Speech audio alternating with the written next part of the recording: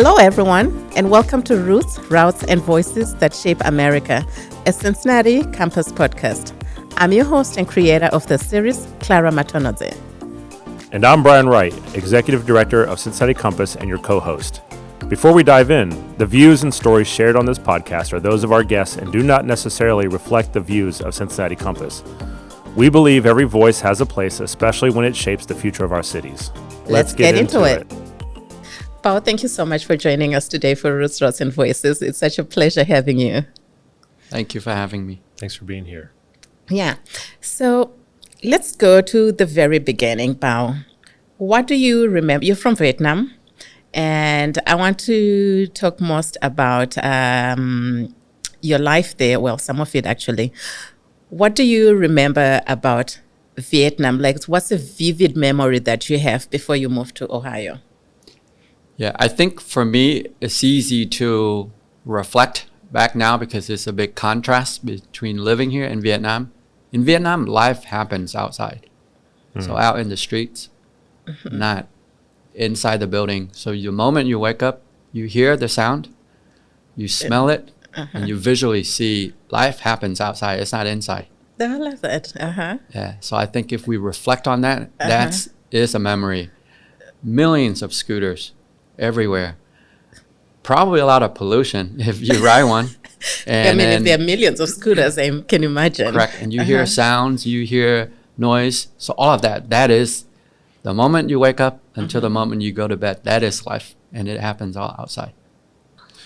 And thinking about that, it's always present in the sounds and the smells, in the interaction, like bumping against people. And do you welcome that, or is it a little bit of both? Is that where you feel comfortable? Because you're always interacting with people. You're already negotiating spaces, conversations. Is that comforting for you? So I remember first arriving here in California, Orange County.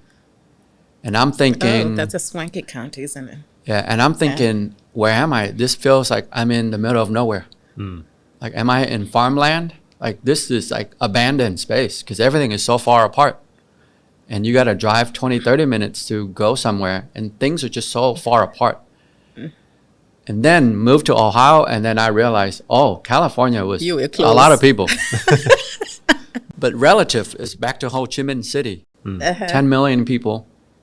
So California then just felt like, man, I'm in the middle of nowhere. So that, for me, I think it's the context, the frame of reference. So you're adjusting to it, but it took me a while to realize this is the normal thing. Yeah. So your vivid memory is lots of people everywhere. You wake up, the first thing you go outside. I can see that. I'm thinking here of my teenage boys who they would not have a memory like that, because we'll be fighting about them going outside.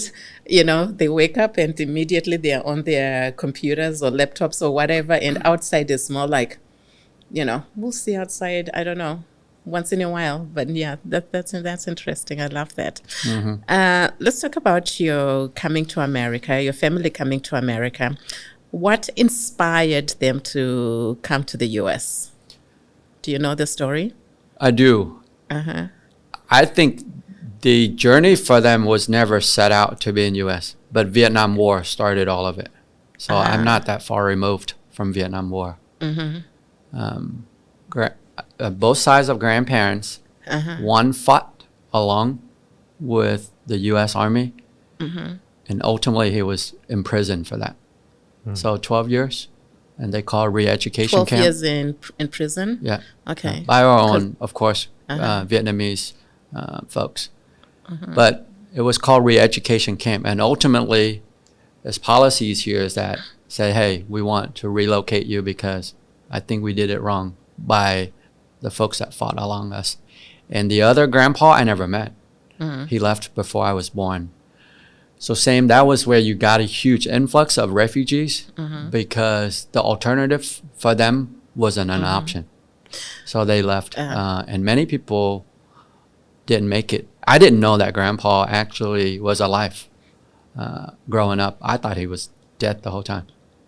Okay, so help me understand this. So you have a grandfather who fought alongside the American military during the Vietnam War, and after it was over, because he was Vietnamese and they fought alongside the Americans, they had to be sent to a re-education camp. Correct. Like, what was wrong with you? You were fighting with the Americans. You were fighting with the enemy.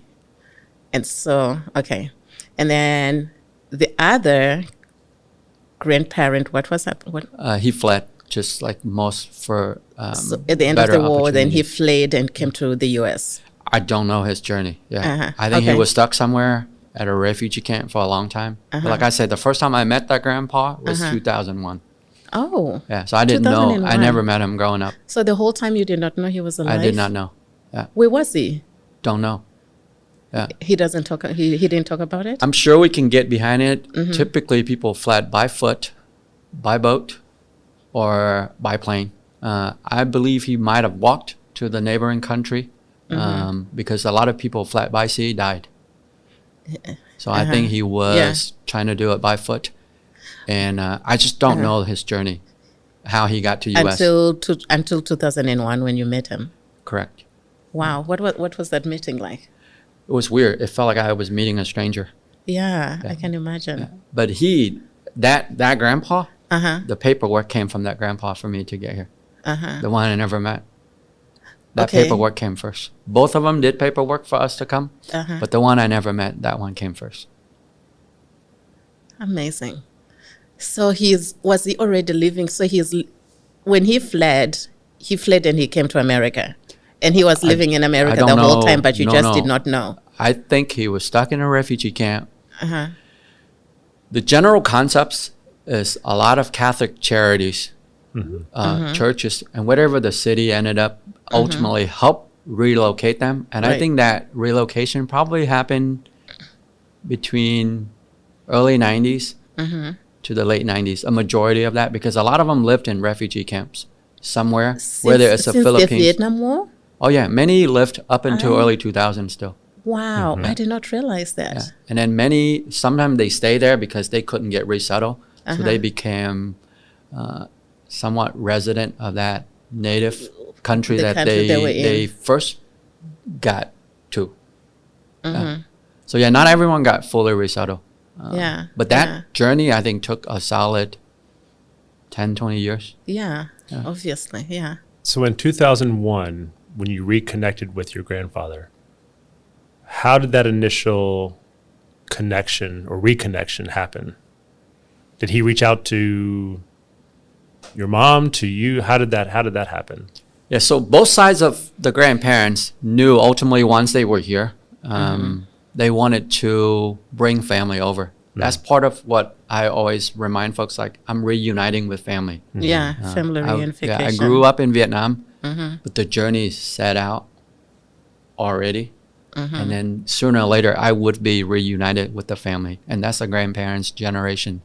So both grandparents did paperwork so then they can bring our family over. It just takes longer because it's not spouse, it's not immediate things. So it just took a while. So I think the paperwork was already set in place. As I was a kid, I just didn't know. I just remember doing an interview at the embassy in Vietnam in 2001. And then I remember 9/11, and they said, you should leave. And it was very abrupt because they said, I don't know if something will happen and they won't let us in. And So it would take longer. you were in Vietnam at that point? Correct. Okay. And then boom, we just left. So it was a shock for me even just to say, let's just leave. Yeah. But the journey set out already. Yeah. Yeah, I just didn't know. They were always trying to reunite the family. You got it. Yeah. But meeting grandpa though in California for the first time, that grandpa felt like a stranger. But I knew he was my grandfather. Yeah, and that's an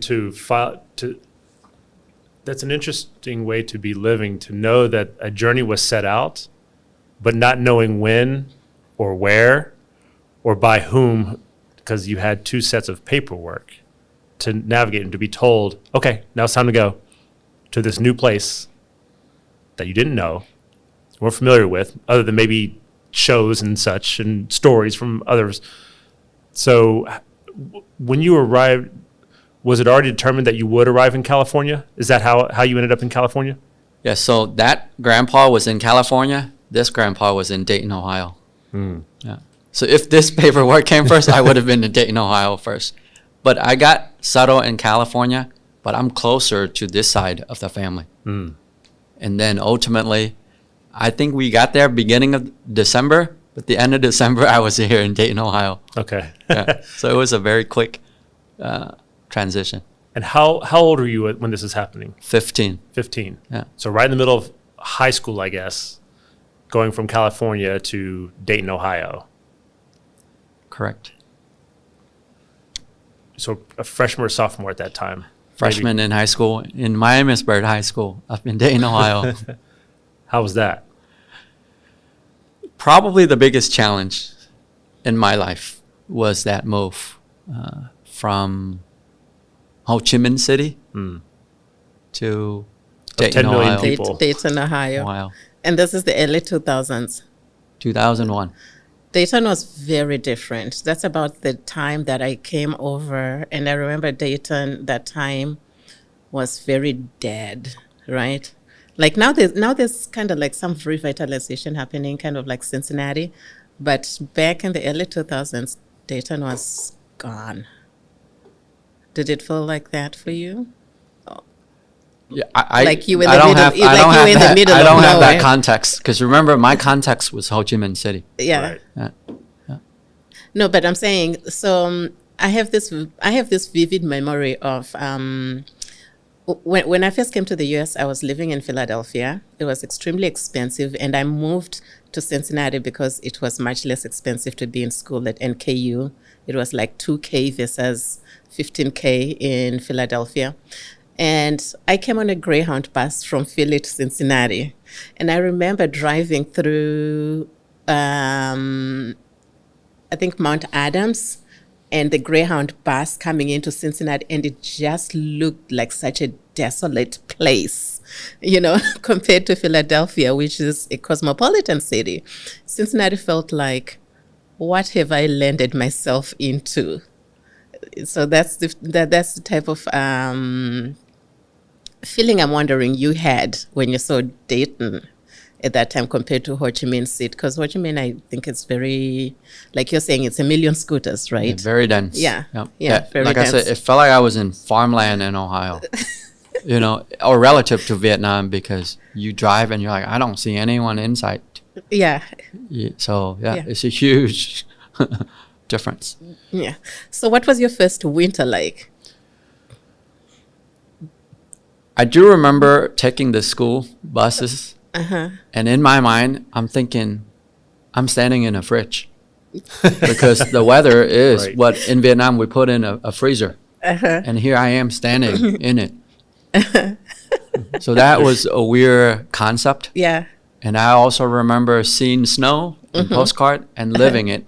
So first it was pretty, and then you're thinking this is messy. Like I'm Right. really I living in can't that freezer. walk it. It's yeah. But I do remember those concept of man, like I can't believe I'm standing inside a freezer and this is life. Yeah, it's really, I never thought of it like that. So I do remember being cold. Yeah, that's one of the memories I personally have. I remember being cold. I remember being at a bus station, and there were a bunch of people smoking. And I've never smoked in my life, and I remember thinking, I wonder if I try to smoke, if it'll keep me warm somehow, because that's how cold it was. Interesting. Bao, we'll talk, I'm sure we'll get into this more, but in previous conversations, you've talked about how you don't describe yourself as self-made, but more family and community made. Can you talk about who were some of the people that carried you forward, and what did they give you that stayed with you? Or that not just stayed, but you also give out too? Sure. I think the term self-made is probably more in this country because I always feel like there's a bigger collective thinking unity of just my upbringing. And to be honest, your parents made you, so you're not self-made. Right. And then they have to feed you and grow you to a certain point. So you clearly were never self-made. Right. The first 20 years, you needed a lot of help. So I think we just forgot that. And then grandparents was such a big part of that in any culture. So I don't know where the concept self-made is glorified. So I think for us, we have to be reminded that we're first family made. And that gives you grounded of those that really invested in you. So for me, go back to the first family. Grandma helped out when mom was busy. So I remember spending a lot of time with grandma growing up. But when mom was also busy, all the aunts helped out. So actually in Vietnam, I remember calling my aunt Mom 5 and Mom 4. And one time, one of the guys picking us up to take us to school, and he asked, how many moms do you have? I said, I thought I only got one. But he said, why do you keep calling everyone mom? That's when I realized that's a role in family that shaped who we are. So I do have a lot of mothers from that standpoint that care for me growing up. And that's what I meant by family made, is I'm heavily shaped by all of it. Yeah, I think we all are, but I think in a Western perspective, people are looking at it's very much materialistic, right? So, and I can see how the self-made would come from. So, if you grew up poor, you have a lot of American millionaires that were not born into money, right? So people like that tend to look at themselves like, I was not born into money. I did not inherit any money, but here I am. I'm a millionaire now. I am self-made, versus some people who kind of come into money because of who they are, so that concept. But I also get the whole idea of, even if that's how you end up, but along the way, there is a lot more that poured into who you are, that poured into you being this millionaire or billionaire. It wasn't self-made, right? I think Barack Obama is famous for saying something along the lines of, the roads that you drive on, who built those? You didn't do that. The community did that. And, it's like there's a whole plethora of people who are behind what you eventually become. So the term to say, self-made, like, it really doesn't make sense. You mentioned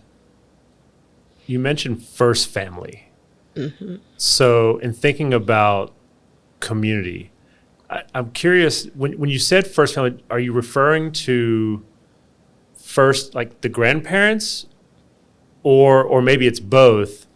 First family is the grandparents, the core family unit, but then the second family might be relationships you build in the community. Is that which? Could you clarify what you meant by first family? And I think let's define the term community broadly, right? Sure. I think by default it is family first, because we were brought up that way, and then the next adjacency, I would say, is friends, close friends.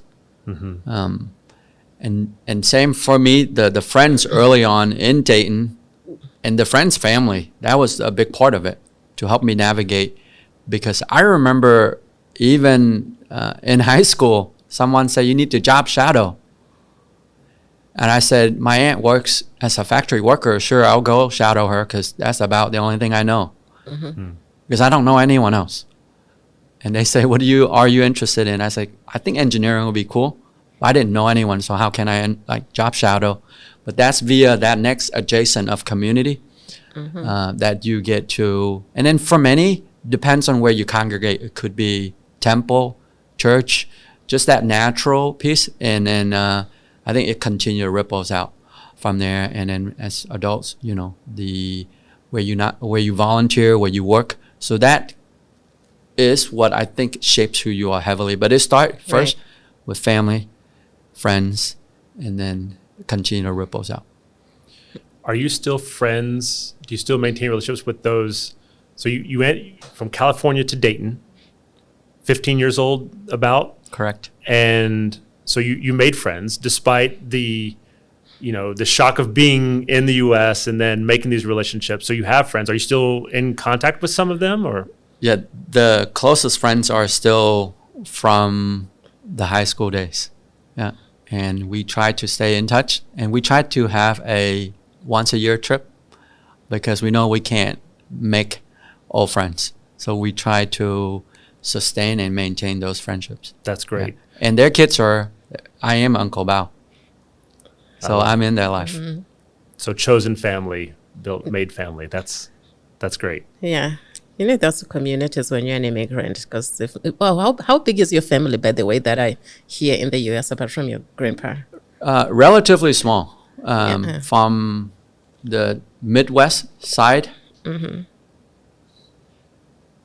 maybe 6 to 8 around here. But Okay. on the California, the other side, a little bit over 2 handfuls, but small. Okay. Yeah. So the community that you're in tends to become that family for you. Right. Yeah. We always talk about like birth, blood family, and your chosen family. Yeah. And there's strength in both, right? Yep. You mentioned engineering and job shadowing, and there's a lot there. Like when you go into engineering, but also job shadowing and building these relationships. And you ended up building a successful career at Procter Gamble at P&G, and then became a North America sales manager for Swiffer.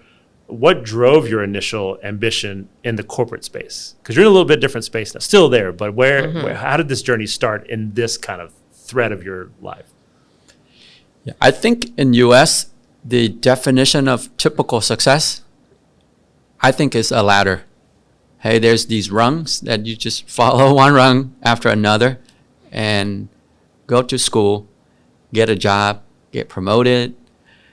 So I think I was just following that typical define what success looks like. And of course, I want the best ladder and some of the best rung. Thus, I pursue these opportunities. P&G, I want to get in P&G. And then once I get in P&G, I started out engineering first. And I said, P&G is known for sales and marketing. So I pivoted into sales and marketing because that's what I thought success was. And maybe you'll come to this, but ultimately, I kept climbing this ladder. But comes a point I realized that ladder was leaning against the wrong tree. Right. So that was, I think, conflicting for me. On paper, I look successful. Right. Even to my own mother. But then ultimately I say, this is not it. So talk a little more about that. So the ladder is leaning on the wrong tree. And that's P&G. I love that metaphor. Yeah. Yeah. So because for most people, that's like a gold mine. It's like P&G, you're traveling the world, you're the best company. Yeah.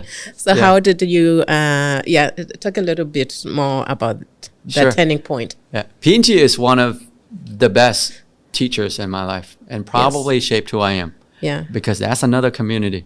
Like-minded. I joke, if P&G was a cult, it would be one of the biggest cults around here in Cincinnati. That's arguable. Probably is. We're all one arm's length from a P&G. Right. I once dated a guy who had sidebar, but talking about cults and Cincinnati and P&G, and it is kind of cultish. I think does P&G make Crest? No, I had Colgate. Yeah. It makes Crest. I used to use Colgate. And he absolutely made me change to Crest because he's like, you cannot be living in Cincinnati and using Colgate. Brand loyalty. Yeah, that sounds about Brand right. loyalty, yeah. I think it's not. Yeah, I don't think it's specific to P&G, but it just happened. It was P&G. I think the concept of corporate America was conflicting as I keep climbing the ladder. Okay. And this is same in reference to who I am and my lived experience. So I think first, success is easily defined of making good money and keep moving up. Right. But then ultimately, I realized that ladder doesn't end. Because you can be the CEO and you answers to the employees and the shareholders. So that is conflicting, number one. And number two is, the better I did, somehow the angrier and more resentment I have towards this journey I'm going, because here I've always had the feedback that you don't have leadership skills. So that was conflicting to me. How are you getting up the ladder if you don't have leadership skills? Right. You just have to realize who are in the controlling seats within typical corporate America. And those folks don't look like me. So it's conflicting from that standpoint. I do remember folks always say, hey, you're quiet, which is a feedback and which is fair. But I'm thinking to my peer groups, why are you repeating each other? Like, that's why I don't speak up, because it's a waste of our time if we keep saying the same stuff. Thank you. Yes. Yeah. And then second is, we are more humble. So we always talk about performance and all this, and we crush it when it comes to performance.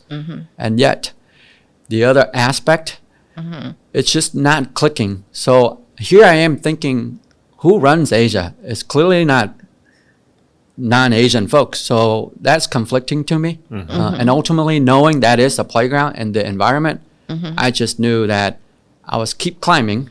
Yeah. But ultimately, it was not consistent and congruent of what I would want to do. Yeah. So that clarity became clearer and clearer the more I progressed. I hear this tension where you talk about the typical success, and at some point you take your ladder to another tree. Or maybe the tree's not there yet, and you plant the seed and grow your own tree. And we'll get to that. But it sounds like, so at this point, what does, you're rethinking, what does success mean? Who defines that success? And also, what does leadership look like? How it's embodied as a person, but also as the skill sets too. And it sounds like you're challenging both of those notions. Yeah, I wonder, you're being told like you don't have leadership skills. Was it pertaining to you personally, or was it homogeneously said application to like, you're Asian, Asians can be leaders? I think it's just context of me in those environments, because different folks have different challenges. So yeah, for me, that was the conflicting point. And then it came to the point where I know the push was too strong. So, and that's when I decided it's time to pivot. What was your question regarding all these framework and redefining success? Yeah, sorry, Bryan, I interrupted Sure. you. No. This is good, because I'm thinking about you're now hitting a point in your career when you turn away from corporate success to start defining success in your own way. What does that look like? We can say now, or maybe at that time, just so we can see the process, but how do you start seeing success and how it's defined? What does it look like? What does success look like to you? Sure. That is probably some of the hardest work I think I have done in the last decade. Is working on me, not working on a project for someone else, but working on me. And I actually, at the beginning, I did not know how to verbalize that. So go back to it. You seek the community made, because my own family was actually some of the bigger pain points for me. Because every time I bring it up, I remember my mom had such a hard time with me entertaining this concept of leaving P&G. She probably thought I was crazy. Yeah. First, switching from engineering to sales and marketing. And then when I say, I think I'm going to head out. So knowing that, I know I couldn't ask her those questions anymore. And I found mentors that left P&G into various playgrounds, and then really dug deeper into, why do I have this struggle and challenge because of my unique experience. So that was a lot of work. I remember one of my mentors, I met in 2018, and I didn't leave P&G until 2020. So I already started the work. And I remember him asking me 3 years from now, in 2018, what would that look like? Because he believed it would take me about 2 to 3 years. To And he make the wasn't shift. that, he wasn't that far off from it. And we had the conversation again in 2025. So relative a second wave of 3 years. So that's a framework I never had. But this person was in the 60s and navigate a lot of stuff. But back then I was in my early 30s, so I needed all the help to create a new framework. But back to your questions, I think success for me heavily defined is, and this is where I dug deeper into who my family was. Success is the opportunity that I was given. And then The opportunity. what can I do with that opportunity? And for me is I want to enable other families because our family was helped. Remember who got grandpa here? It wasn't randomly grandpa got here. Right. It was some generous folks who actually co-signed the paperwork for grandpa to sign us. The gentleman I actually met, he ended up marrying my aunt, and he said, I co-sign it knowing ultimately I'm financially responsible, but he said, I know you guys will never need a penny from me. But that signature was very important for us to come over. So that is enabling for me. And the only way for me to feel that impact is when I get to work with families, individuals, and family directly. That grandpa gave us money, but it all crumbled up, like balled up. And I was like, how, like you just didn't feel like folding it? Like, what's up with that? So I was like, oh, that's fine. And then 2017, I was in Nashville working for P&G, but on Dollar General team. And then I found out grandpa passed. And first I was like, busy. I don't want to go to the funeral because I don't know grandpa well. But I was like, no, I need to make time, you know. I went there. And my aunt says, your dad is the only son. You're his only son. Can you say a few words? I was like, what's up with the pressure? I was like, I don't know grandpa like that. And the night before I was supposed to share a few words, I met with a friend that I knew in California, and I showed her the picture. And that's the first time I found out what actually grandpa did to earn the money. He was begging for the money the whole time. He was in U.S. He was what? He was begging for the money.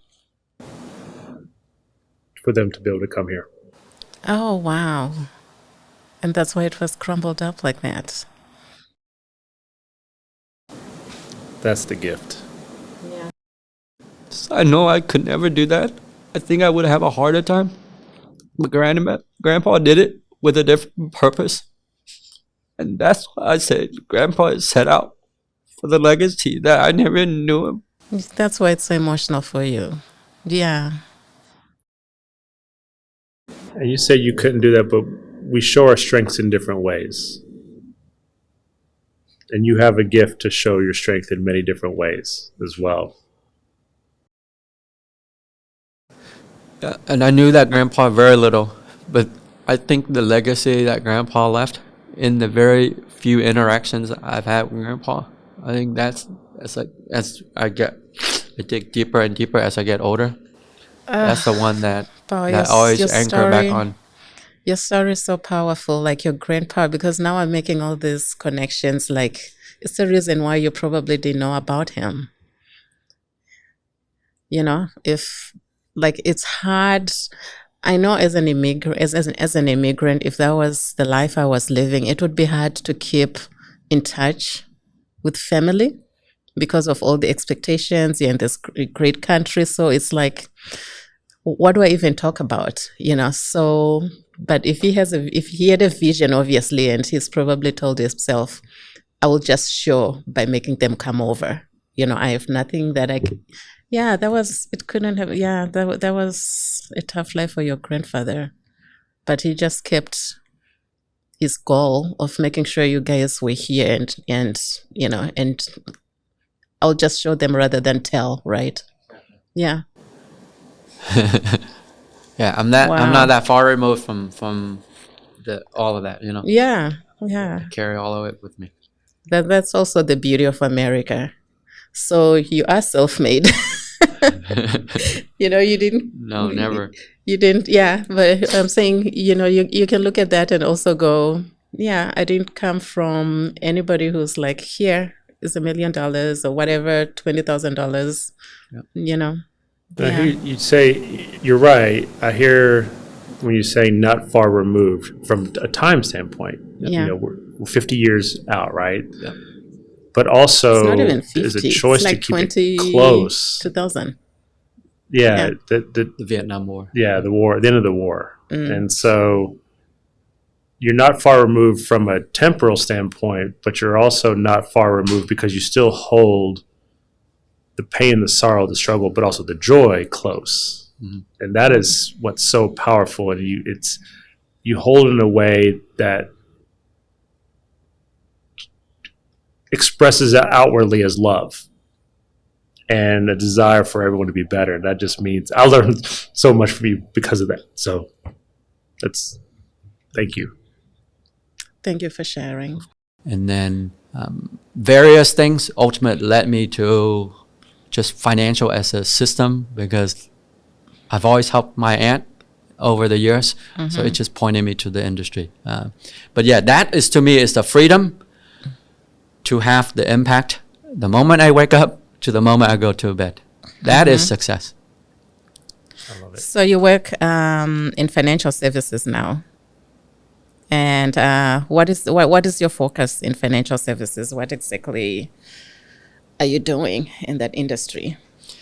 How are you living fully in the industry with everything that you came to realize and decide this is what success will be like for you?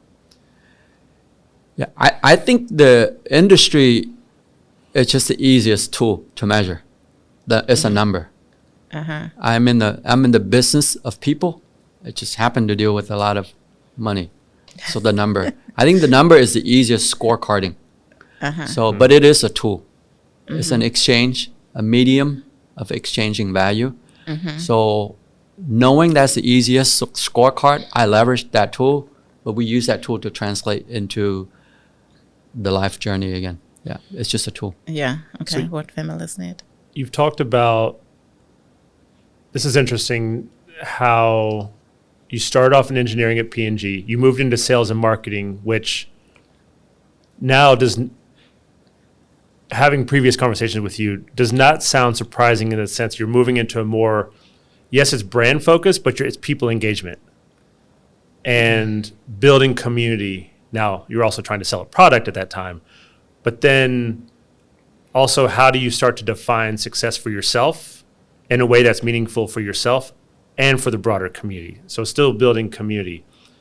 When you make that switch away from corporate life, how did you, out of all the places you could have landed, why financial services? And why with the people? And who are those people? Why did you, out of all the opportunities, why did you land in financial services?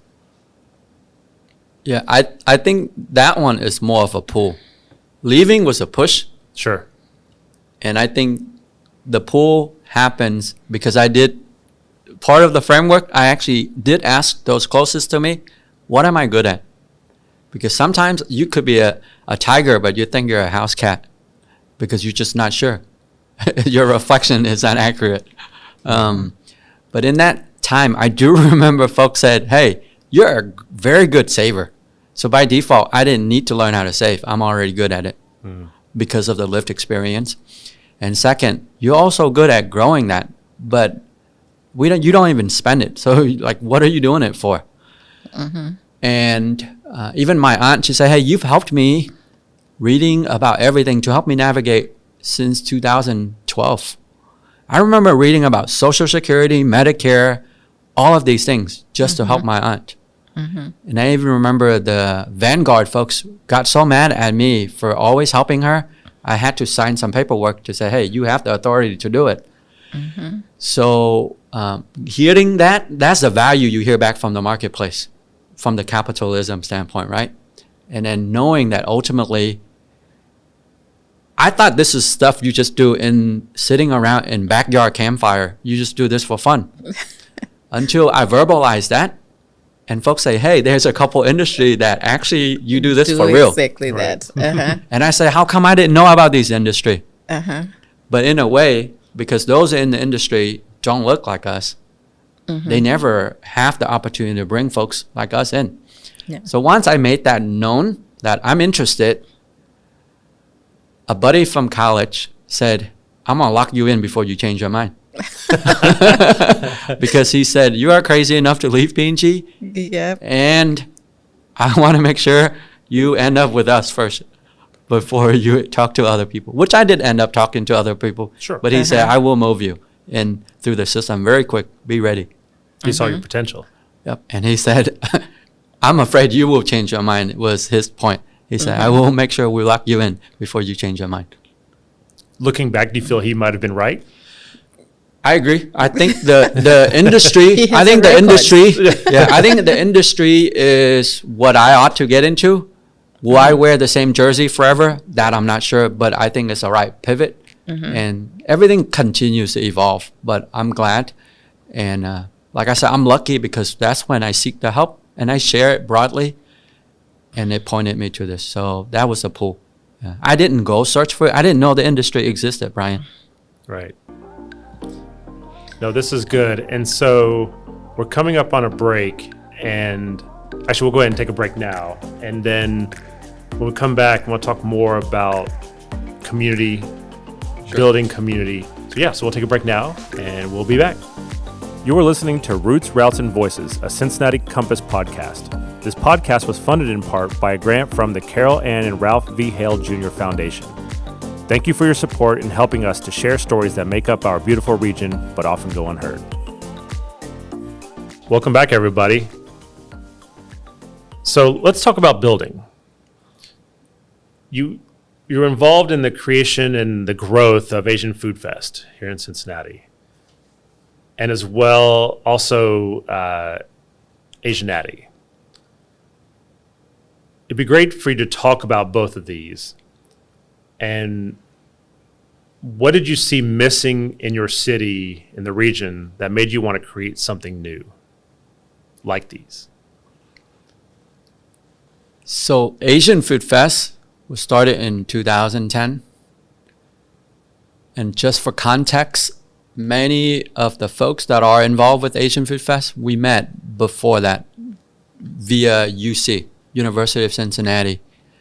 And the thought process then for many of us is once we were done with school, we would leave Cincinnati to go somewhere else.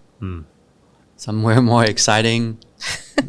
That's a common feeling across communities, Yes. right? Yeah, that's why I'm it? laughing. Like, when I'm done with school and you're still here. Yeah, in some way, somehow,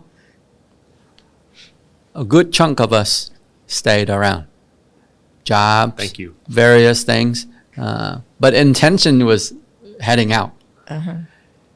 And because of that, one concept that is always very true is we would travel for food still.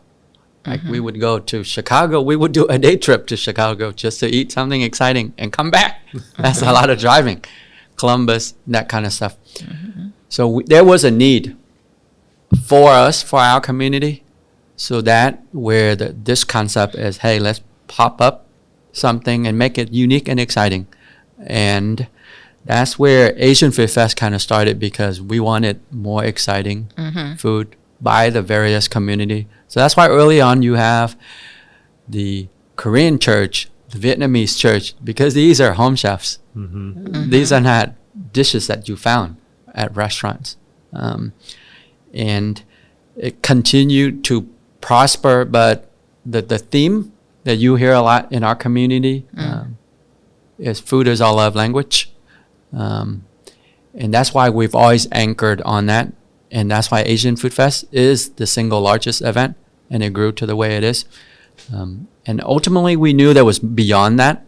So the second, I would call it what Asianati has evolved, which we share to the broader community of Cincinnati, is sense of belonging. Food is just one bucket of it.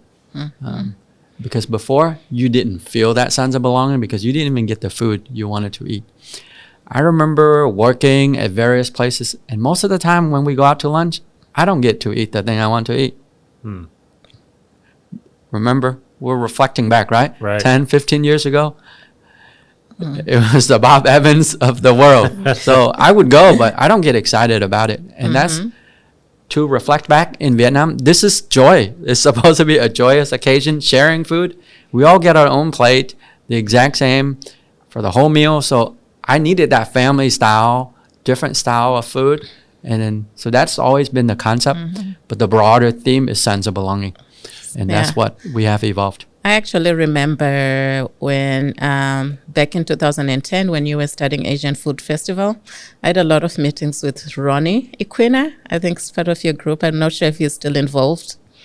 But I was working for a local institution that you were trying to host Asian Food Fest. In the end, we just couldn't make the logistics work with.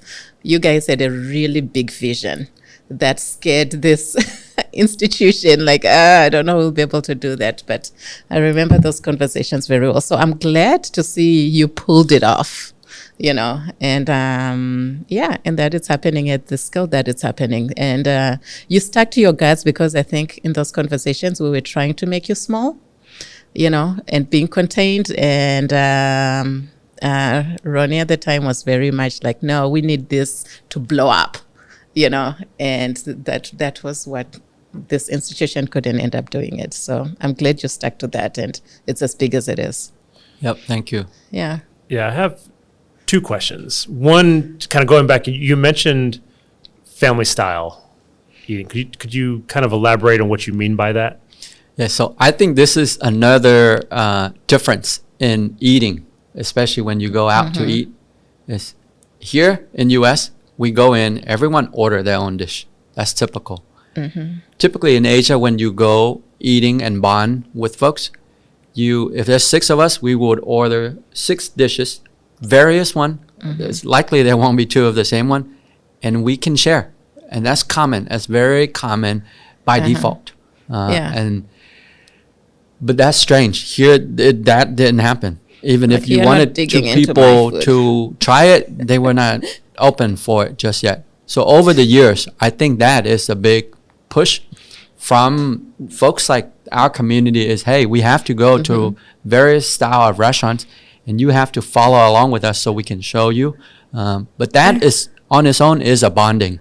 Right. I mean, not as, just food. as a P&G person, you have to understand the personalization that goes into the food here. I mean, if I order my food, I don't want onions. I want low fat, 0 salt. It's hard to share, you know. So like you can understand the reason why, I guess, you know, it's, I mean, I'm being funny about, you know, why people don't share food here. Like we all have our own individual quirks that trying to order food with everybody else is, Correct. you know, it's tough. It's like nobody wants to eat your no salt food.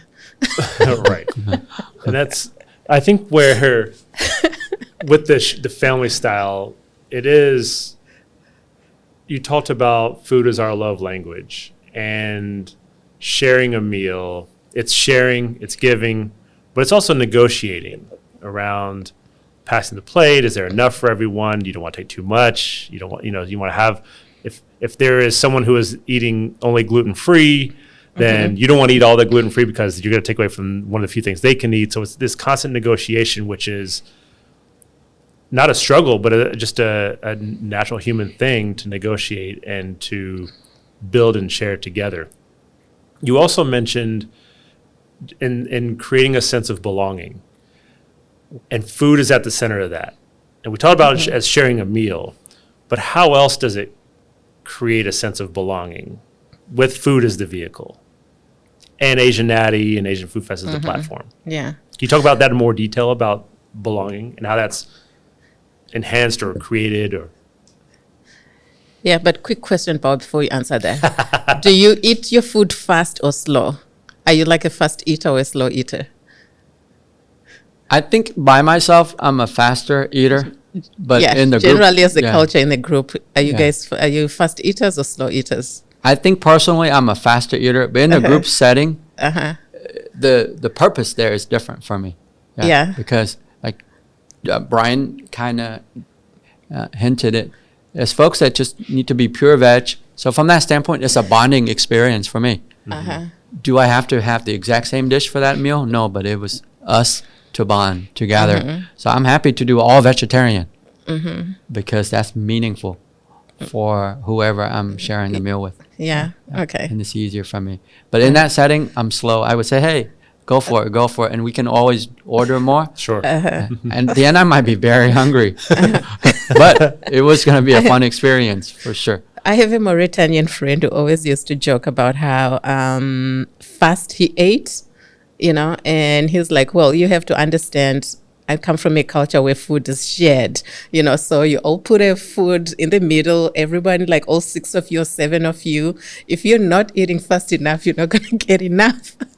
So you tend to eat faster, because everyone is trying to get their fill. So, yeah. No, but that's funny because that's their lived experience. Yeah. How I overcompensate for that, I order way too much food.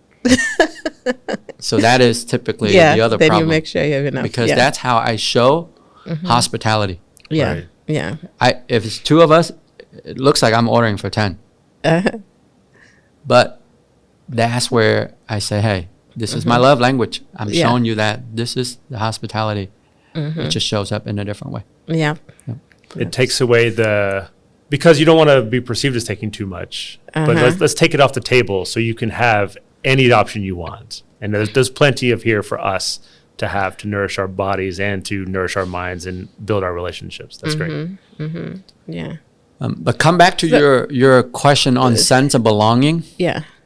I think that is a very complicated concept. And you can break it down in any given lens. But the easiest, because for me, growing up in Vietnam, my default was all these food options. But Cincinnati 15 years ago, it wasn't 2 pho places to pick. Right. So from that standpoint, if I said, hey, we should go get pho, everyone would ask, what did you just say? What is pho? Right. So it just felt like, man, this is such a warm thing to me. I grew up with it, but it's such a foreign thing to everyone. So that doesn't feel like this is home. Now, let's move it fast forward. When people say, Bao, let's go get boba, we came a very long way. Right. Because I remember as a kid in Vietnam, I got stipend. This is in middle school. I didn't even eat with my money for the stipend. I got boba. So I'm thinking there's no way. This is like in the 90s. Right. And now people are asking me to get boba in the 2025. So that is a different feeling. But there was a good 20 years there. That just got buried deep down. Do you think Asian Food Festival or Asianati had some part of that in how that has blown up in Cincinnati? I think it has a big part of it. It's a point of pride. Because I do remember before it was such a push, right? The push that, hey, we need to do this. It's a point of pride because a lot of folks now, they don't know that some of us are part of the Asianati team. Yeah, it's big as 2010. Yeah, but they use that as a point of pride about Cincinnati. So yes, check all the boxes. And I think because of that, we punch way above our weights as a city. When it comes to the cultural eats. Oh, yeah, no doubt. Yeah. I appreciate you sharing your experience with boba because so often we hear with belonging, people want to see themselves reflected in the cultural offerings, whether it's theater and then also in food. And it helps people feel a sense of home, either from a nostalgic point, but also a new home here in Cincinnati, right? And it allows I also see it as entrepreneurial, where it helps people to start businesses around this food. You mentioned there was 2 pho places 10, 15 years ago. Now there's many more. There's hot pot places, both Japanese and Korean. And so there's a good diversity of food. And also spring rolls from various countries. And so you get a diverse palette or offering of food but there's entrepreneurs behind that who are also generating incomes for their family and for the broader community too. So that's I just love you sharing the story about boba, because that's what it gets down to, right? To that individual experience and then that comfort. So, talking a lot about belonging and community and all of that, Bao. So where is Bao in all of this? Like, is this something that identifies as just you, the essence of you that does not involve community, or are the two pretty much in sync with each other? I think like when you build something for yourself, what is that? What does that look like? I think they're interconnected. They're part of the same thing. But if you dig deeper, I think first it's actually self-serving, because you have to solve the problem for yourself. So what is that for you? And I think for me is, even though right now 2025, I lived here for over 20 years, this is chosen home. It doesn't always feel homey. It doesn't always feel homey. Correct. And why it's is the that? same feeling actually when I go to Vietnam. It doesn't feel as homey anymore because I'm now way too American. I dress different. I stand kind of awkward, like a bit naive to locals. They say something is a bit off about you. So that is that ever-changing landscape. And I think for me, that's the navigating that I need to do for myself first. Yeah. And because of that, it's actually applicable to many others. And the most adjacencies are the Asian community. As much as I don't like to be called Asian, I'm Vietnamese. Pakistani is Asian, and so is Vietnamese, and we're very different. Yeah. So I think that's ultimately, I would love for us to get further, but right now, that's the closest check boxes we can organize in larger size. But the same concept, like I say, sense of belonging that serves for me, is applicable to a lot of global citizens and similar minded folks. Part of what we talk about here at Truth, Thoughts, and Voices is we're also trying to figure out, what does it mean to be American? At what point do you stop being, say, an immigrant and you're just American? And I'm wondering, as you talk about that, where you don't feel American, but at the same time, you don't feel Vietnamese. You're somewhere, I guess, in the middle. What are you? How? Yeah. And I think this is an ongoing struggle and challenge for multiple lens. I think I'm that hyphen in between. I'm the bridge. Yeah, you're the hyphen. I like that. Correct. You're the hyphen in between. I am that hyphen in between. And it's ever changing. It's ever changing because the reason is because for many in the Asian community, we are treated like a forever foreigner. So that is the environment that we're in. And then from the concept of, to your point, American, who is American? That's ever changing. So I think 20, 30 years from now, that will be different. But for me, there's a lot of pride in being Vietnamese. So I like the Vietnamese American. Just like we have German ancestry and Italian, that's something I know a whole lot about is Vietnam. I don't know about Pakistan. I don't know about India. Yeah. I don't know about Malaysia. But So that's drop the deep to me. Asian and just Vietnamese American. So that is the I think it's an ever-changing concept. But if you go broader, like that's why I use a global citizen. It just happened that I call this as home. But I can navigate the world. So you've talked about the challenge of not being American enough and then being perceived as a forever foreigner. You talked about returning to Vietnam and feeling at home, but also as an outsider there. So not fully fitting in anymore into either place, but you've talked about this hyphen, this third space, where there's it sounds like you're framing it as like it is a challenging space, but one full of opportunity. of building and creating a new space. Mm-hmm. And in that space, I'm wondering, you're negotiating the different aspects of your life and your journey. What has helped you to come into full ownership of your story? Not that it's a fully written story; it's still being written. But what helps you to? But in that space, yeah. I would say all those lived experience, especially the struggle, because I could not set out to say these are what I need to have, but the struggle when your head is banging against the wall and say, this is not working. Mm-hmm.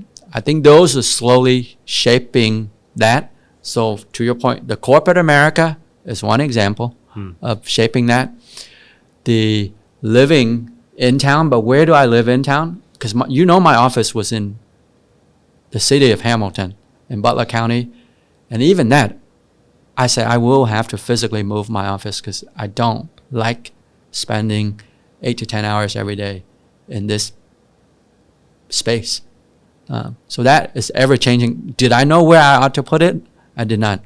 But sometimes I have just to take one step and said, this is not a great fit. Let me pivot. So that is ever changing and keep the environment change sometimes faster than I like to admit as well, because the current environment is changing. Right. So I don't have the clear answer, but that is ever evolving.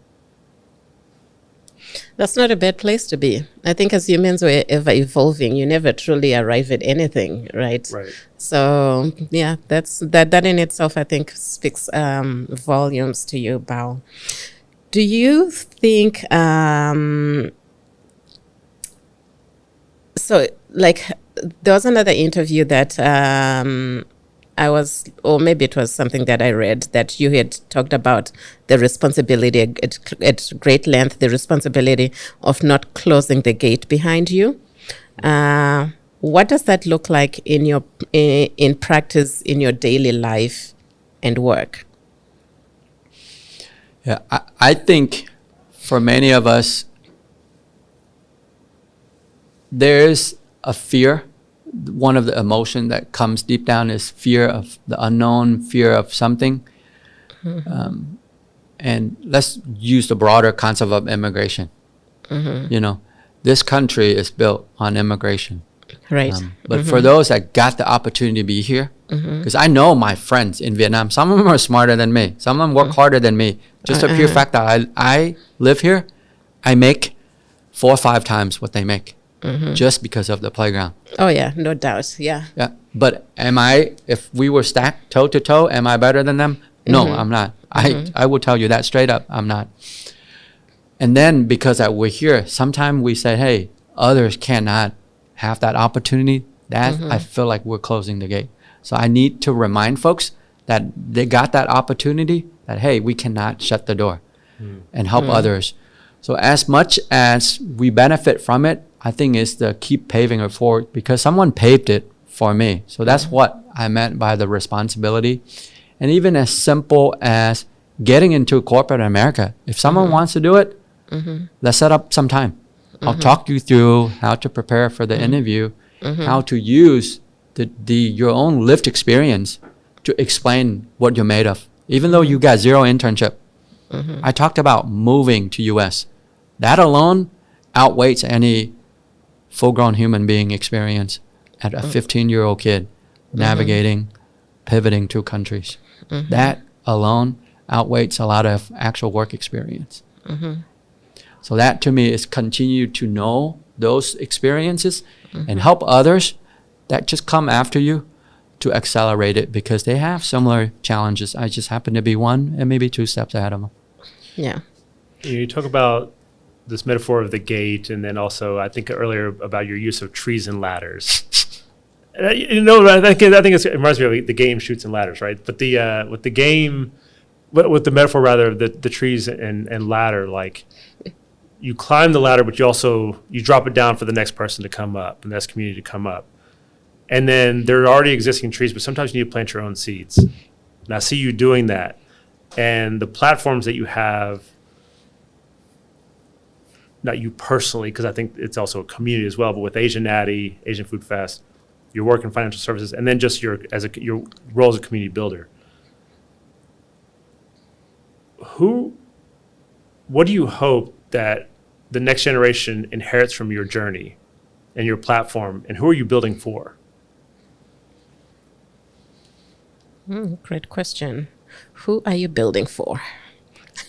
Yeah, I think this is probably similar to what with Asianati and all these Asian Food Fests. First is I'm building it for my community, which is my family first, because we needed to solve that. We needed to prosper in this new playground. And then because of that, we know this is the playground. How do we continue to make it prosper even more? And I'm going to go back to your titling of this. I even use this another analogy of trees. I think I'm a tropical tree deep down. And I've been uprooted from Vietnam and planted here in Ohio. So that tree for a while kind of died.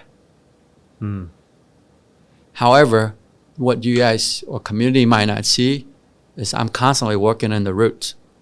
But also at times, I worked in the roots the whole time, but I did not prosper as well until the environment evolved, and some way, somehow, it just got warmer in Ohio. And that tree came back up. You're not living in a fridge anymore. Exactly. But it might have sprouted a little bit, and then it got cold again, and I died again. Until someone said, hey, let's put a greenhouse around it. Spring came back. So there's that environment. Sometimes you got to know how to create or find it, because you have the ability to put the greenhouse on yourself. And then over time as well, I'm learning to say, you know what? I'm a very premium tree with fruit, but people did not know that. And if they did not know that, they would chop me like I was weed because they did not realize what was this random tree. So I think that goes back to the concept of if you want the richness of this global playground, talent, all of these different, almost humanity, Right. are you willing to put the work in Absolutely. to actually tend to the grounds, tend to the garden? So ultimately, you have the fruit. And by the time you have the fruit, you might not be the one around to enjoy the fruit. But will you do it? Because along the way, you have benefited from somebody else's fruit of their labor. So I think that's a legacy. I keep going back to my own family. Because that grandpa, I never met. Yeah. I am enjoying all the fruit of his labor. Yeah. So what would, if you could speak to him directly today, what would you like them to know about the life that you have built, that grandpa? Yeah. And I think we'll end on the on your answer to that. I think for me, even though Grandpa did not know about me, he knew what he was building for. And he did not get a chance to see it. But all that is playing out. So there are things that I will not see, but I'm happy to do it. And I hope Grandpa is proud of all the struggle and challenge that he went through for it. No doubt. No doubt. Certainly No doubt. proud. Yeah. And You're excited to you're see getting more. really emotional, and I have no doubt your grandpa would be because that's what he would have wanted. You are making a difference in the city that you're living in. That's everything that he would ever have wanted for you being an American, making a life for yourself. And it doesn't get any better than working at P&G and progressing from that to building something as beautiful as Asianati and and Asian Food Festival.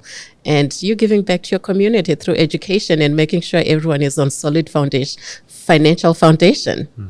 I don't know how you could have done it any better. Right. Thank you. This you talked Yeah. about success. This is the success, the love Yes. that you feel for yourself and you give out to the community. He sees that and feels that, and that is the success and the legacy. And I'm very thankful for you giving us the gift of your time here, the gift of your time in the community, and thankful to know you and to continue to walk side by side with you to plant more seeds and see your tree continue to grow and prosper. Thank you. Thank you for having me. You're welcome, Bao. Keep planting those seeds. Absolutely. Thanks, everybody. To everyone at home, we appreciate you for joining us today. If you haven't already, please subscribe to Roots, Routes, and Voices That Shape America wherever you stream your podcasts. Visit www.cincinnaticompass.org to sign up for our newsletter and stay connected about upcoming community events. Our producers are Asia Mishu and Jane Wendy. Sound engineering and mixing provided by Hardcast Media. On-site engineers Peter and Audrey and 1127 Media. A very special thank you to the Forest Park branch of Cincinnati Hamilton County Public Library for hosting, and to the Carol Ann and Ralph V. Hale Jr. Foundation for sponsoring our podcast. I'm your host, Clara Matonhodze. Thanks for listening.